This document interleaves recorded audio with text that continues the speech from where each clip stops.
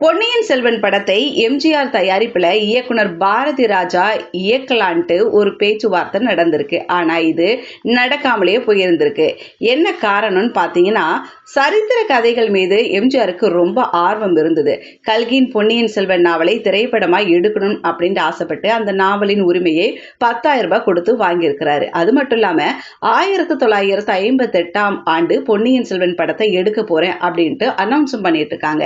எம்ஜிஆரோட ஜெமினி கணேசன், வைஜெயந்தி மாலா, பத்மினி, சாவித்ரி, சரோஜா தேவி, எம்.என். ராஜம், பாலையா, நம்பியார் இவங்களாம் நடிக்கிறதா இருந்ததாம்.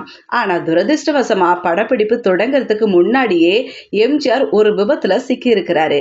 காயம் பலமா இருந்ததால குணமாக்க 6 மாசம் ஆகும் என்ற நிலை ஏற்பட்டதால அந்த படம் அப்பவே கைவிடப்பட்டிருக்கு. தொடர்ந்து 4 ஆண்டுகளுக்கு பிறகும் அந்த நாவலுக்கான உரிமையை புதுப்பிச்சிருக்கிறாங்க.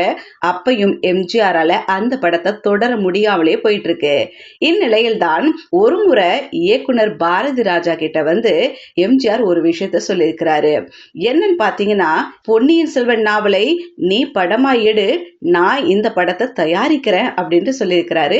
இந்த படத்துல கமல் வந்தியத்தேவனாகவும் குந்தவியா ஸ்ரீதேவி நடிக்கட்டும் எம்ஜிஆர் சொல்லியிருக்கிறாரு பாரதி ராஜா கிட்ட.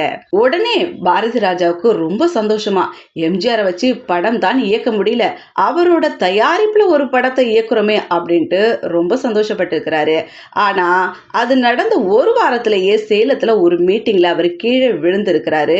அவர் அமெரிக்காவுக்கு கொண்டு போயிருக்காங்க. அதுக்கு பிறகு அந்த படம் எடுக்கணும்ன்ற விஷயம் நடக்காமலேயே போயிட்டு இருக்கு பாரதி ராஜாவுக்கு. எம்ஜிஆருக்கு பிறகு பொன்னியின் செல்வன் உரிமையை கமல் வாங்கியிருக்கிறாரு. ஆனாலும் பாருங்க, கமல் சாராலையும் அந்த படத்தை எடுக்க முடியல. பல வருடங்கள் கழிச்சு பொன்னியின் செல்வன் நாவலை மணிரத்னம் எடுத்திருக்கிறாரு. அதுவும் 2 பாகங்களா எடுத்து சக்சஸ் கொடுத்திருக்கிறாரு அப்படின்றது குறிப்பிடத்தகுந்த விஷயம்.